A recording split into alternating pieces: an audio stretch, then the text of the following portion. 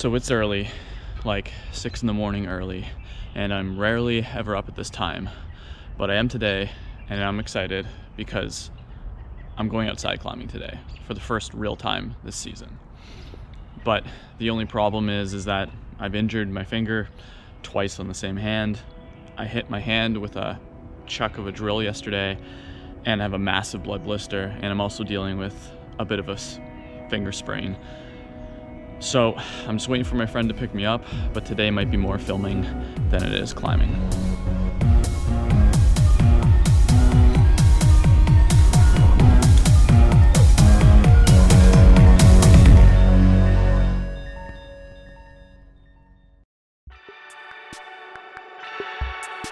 So the drive to the Niagara Glen isn't short by any means, but it's also not especially long. It's definitely worth it though. It's become a bit of a getaway for me, and I always get super excited when I pull into this parking lot. I have to admit, it's weird seeing the park without leaves on the trees. Normally we're here in like 30-degree weather in the middle of summer, and this was the earliest we'd ever been there, and it was a lot cooler than I'm used to. And there's the river itself, and my friend Matt. And a goose.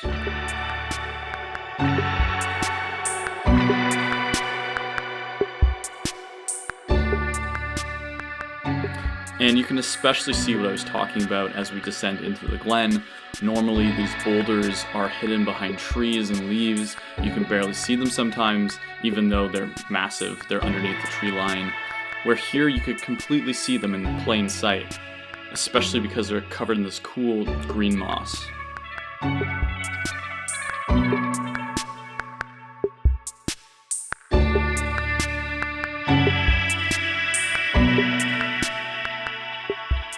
And here's the first problem we hopped on. It's called General Principles. It's a traverse, and I know people have mixed feelings about traverses. But considering it was just two of us with only 2 crash pads, it made a lot of sense to start here, where we didn't have to do a ton of spotting or keep dragging our mats every 3 seconds. And Matt had kind of gathered a bit of beta before he hopped on, but this was his real first go from the start, and he seemed to cruise it.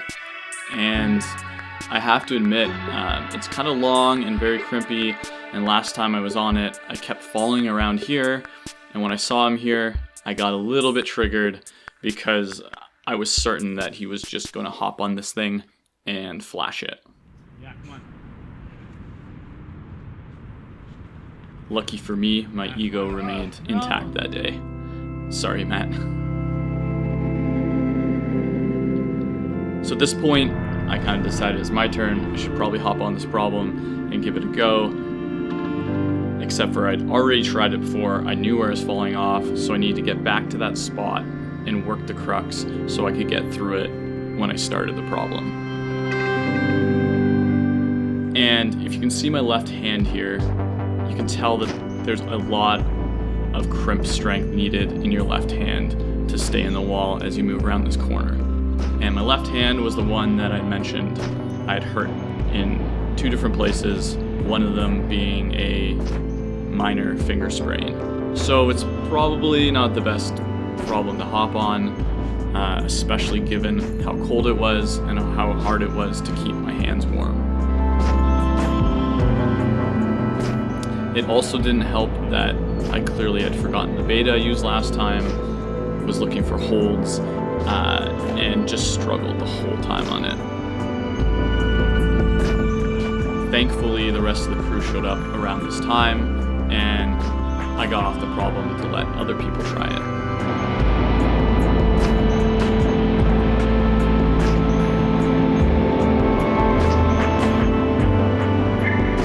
And this is my friend Zach. He's a pretty strong climber, and his technique's pretty good, so I was really excited to see how he got on with this problem. I also thought maybe he could shed some light, give me a little bit of beta on that cruxus section, you know, I often have trouble picturing myself on the wall, so when I see other people climb, all of a sudden I have these eureka moments where I'm realizing how stupid I've been for the past hour.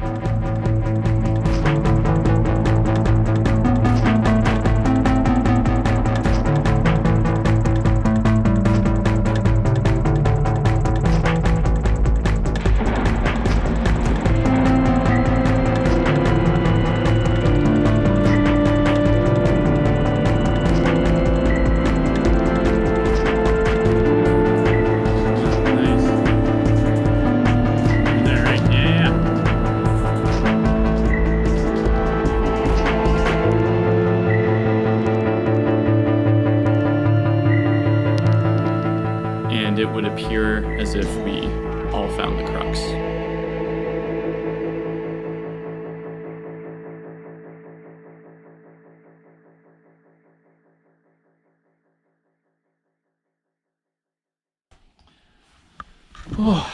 So, unfortunately, that's where the footage ends. Not because my camera died or anything else, but because that little bit of a sprain I had, as it turns out, it wasn't a little sprain, or at least it isn't anymore.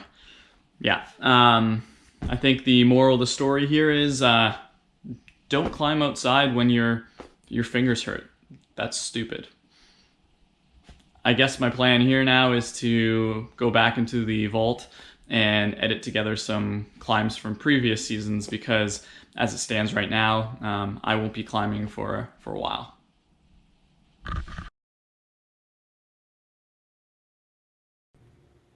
Wake up. So I might have put a little makeup. Get up. We're gonna go rock climbing. We slept in. I didn't. This is like Home Alone. We slept in! Get up. Do it. Is that how you get up? Yeah. What is? Okay, let's do it. Come on. In my opinion, there's only one way to start a climbing day, and that's with bacon, eggs, and some toast. What's up? It is hot. Yeah, you're hot. Ready to go? What are you doing? That's not an answer. Drinking protein. What are you gonna climb? All the rocks. Everything? All of it. Alright. And some stairs. Yeah, climb the stairs. Mm-hmm. So if you watched our last video, this is actually the day after that, and it was equally as hot. So it was a nice day, and we decided to take the long way to the Glen. And it became the extra long way because we got stuck behind this car. And as fun as it was tailgating this guy, we had places to go, so we passed him. And I have to apologize for all this driving footage. I took it just after I got my GoPro, and I decided to film everything with my waterproof casing on, so everything just looks a little foggy and kind of bad, so sorry about that. Anyway, here's the actual Niagara River, and it's on our right-hand side all the way along this drive. It's actually really pretty, and there's a lot going on, so I thought I'd try to capture that, even though my camera was doing a terrible job.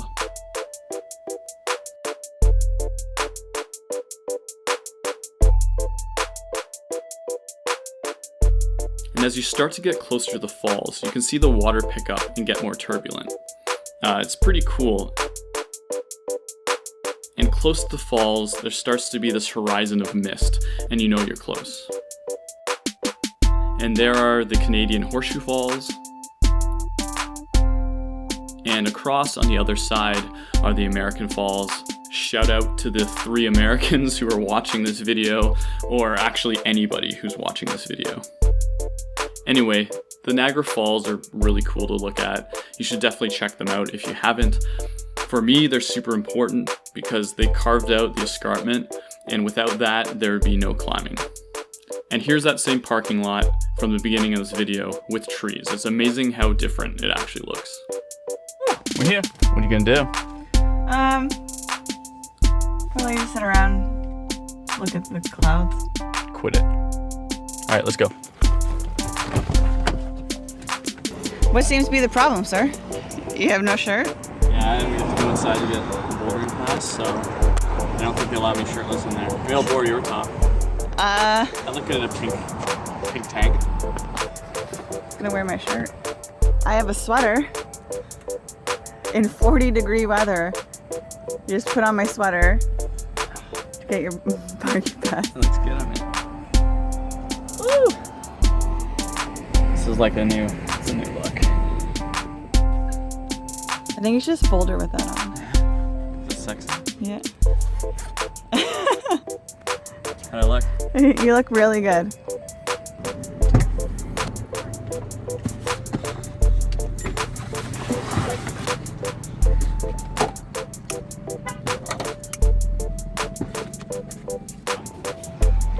Woo! What are those? Climbing shoes. Oh baby. Got some Motakis. They're pretty tight when I tried them on at the store.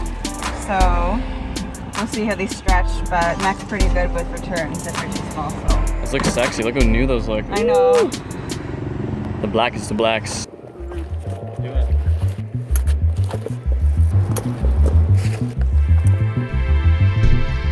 The hike down to the Glen is always super exciting, and you're met with this giant staircase as you approach the escarpment. You can kind of feel this energy building in you as you descend into the Glen. And I'm also going to flag it ahead of time that some of this footage was from different days. This was our first actual season climbing in the Glen, so we decided to just consolidate all those videos into one.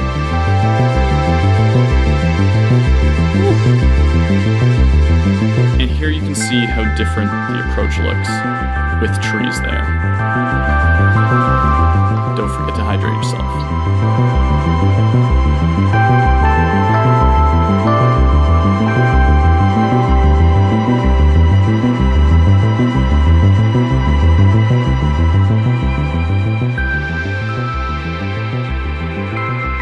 And I'm always in awe as we hike down and deeper into the forest. Everything just looks so cool. And I don't know how to describe it in any other way than that. Everything just looks so damn cool.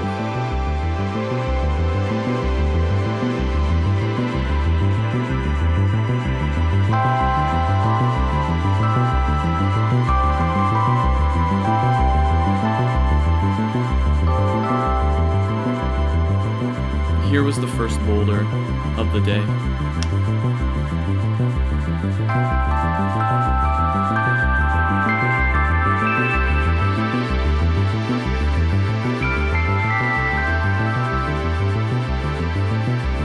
It's called Rungs. It isn't especially hard, but like most problems in the Glen, the more popular it is, the glassier the holds are. So even though it's relatively easy, you still kind of have to try.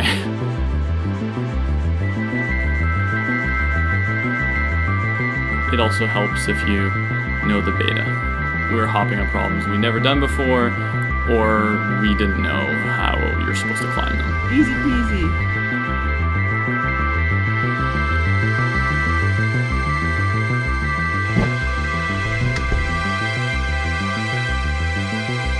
On to the next.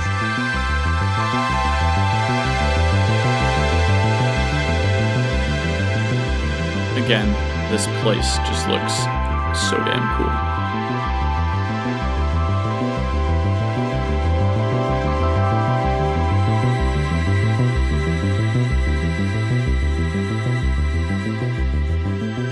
So this is Gateway. It's a problem that Laura wanted to hop on. And she hadn't really climbed outside at all, and there definitely was a fear of falling. When you don't trust the environment, it makes it really hard to commit to moves, no matter how high they are off the ground. So this is actually before Laura had hurt her ankle, and if you haven't seen that video, you should check it out. I'll link it below. But either way, she hadn't gained any pull-up strength yet, which I think is extremely important for climbing outside, even if you're climbing slab. Here you can see me give her like the most minimal spot ever. I maybe took like 5 pounds off, and she was able to do the move because she could commit to it. Yeah, come on. I definitely think it's impressive how she kept trying this, even though she kind of felt defeated on each move she tried.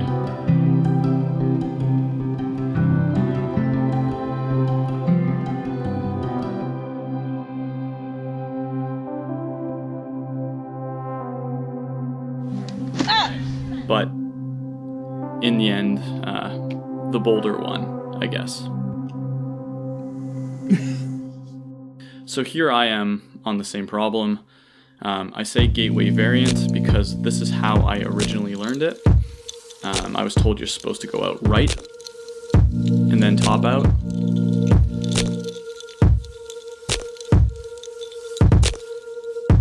We didn't have a guidebook, and I think you'll see this theme throughout the entire video, where maybe we climbed some things incorrectly, but I mean, if a hold's there, I don't see why you shouldn't use it.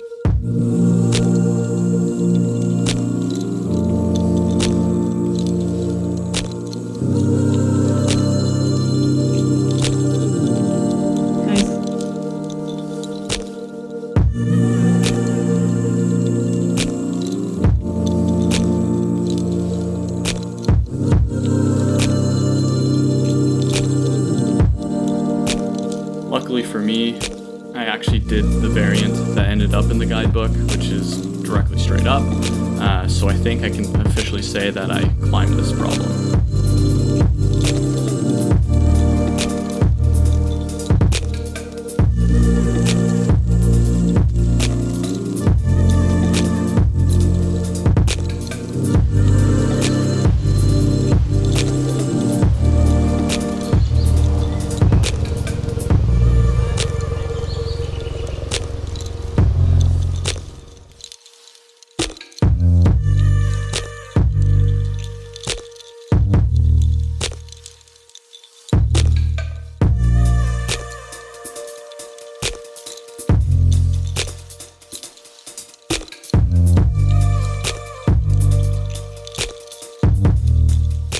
And this boulder is super recognizable.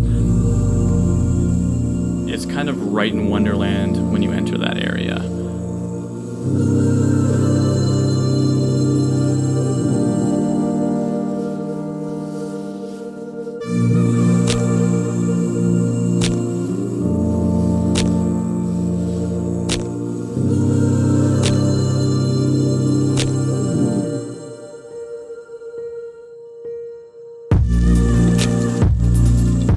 And it's actually a really nice, slabby, warm-up climb. Except for Laura doesn't love the top out because you kind of just saddle over the boulder and you're immediately already in the down climb. It's a little precarious.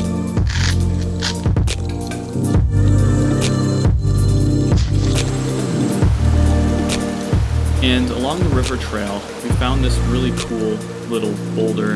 It has an obvious line, but there's not a lot of obvious chalk marks on it or shoe rubber. It doesn't look like a lot of people have climbed it, and I can't seem to find it in the guidebook. But it was a super fun climb, and I'm glad we found it.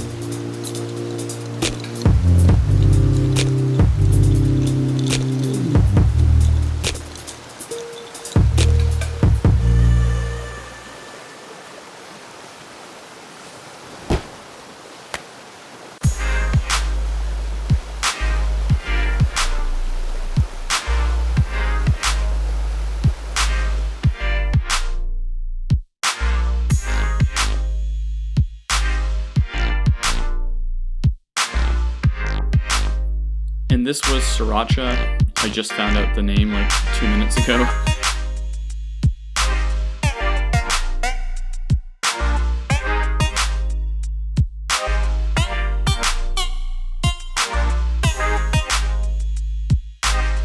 It was pretty crimpy and I had trouble finding feet, but it was a nice climb.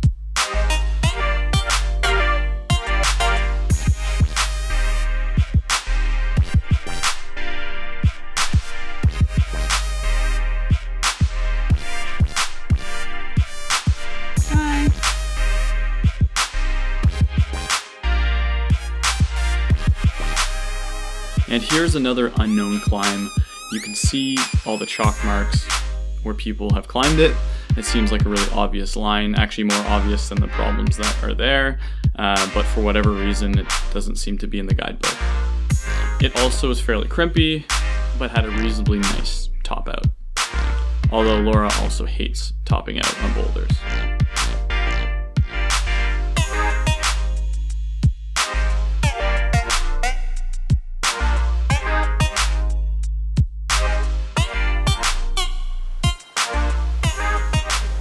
And here you can see that powerful river that actually created the Glen.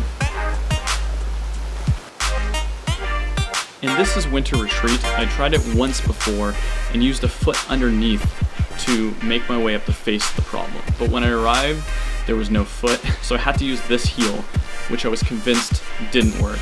But of course it did, and it ended up being a really good climb.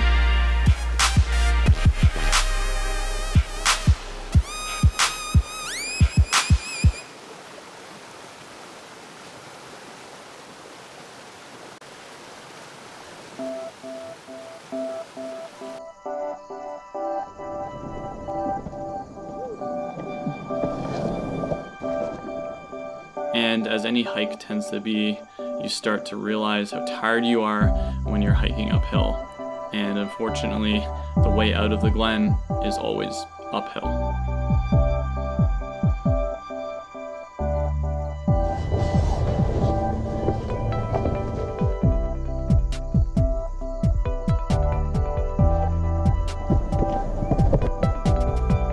And I kind of saved the best for last. This problem is called higher ground, and it's one of my favorites in the Glen. It just has a really obvious line and a pretty decent landing. So it being one of the first harder problems that I tried, it was really nice to just pull on and be able to keep projecting it for as long as it took. And when I say hard, remember, this is the first season I climbed outside.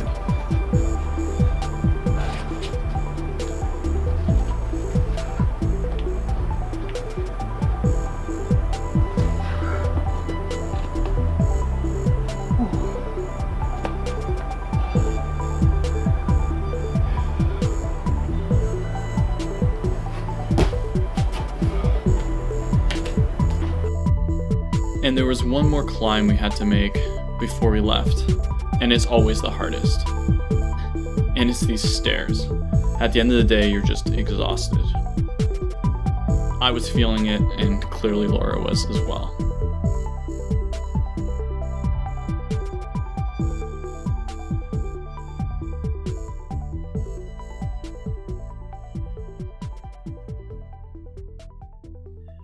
So yeah, there was our first season climbing in the Glen.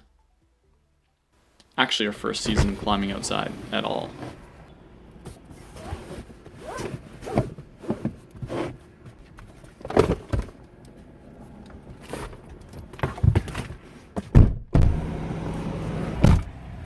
Woo! Ready to go home? I'm ready. Alright, you heard her. And with that, we were on our way. I think that was actually the last climb we did outside that season. Since then, I've picked up a bunch of projects and thus a bunch of footage, and I'm going to continue to film. Hopefully I can edit together another video not too long from now. So if you want to see that, please check back, and if you subscribe, it makes it a whole lot easier. Anyway, hopefully it was fun seeing us noobs throw around outside. We'll see you in the next one. Peace.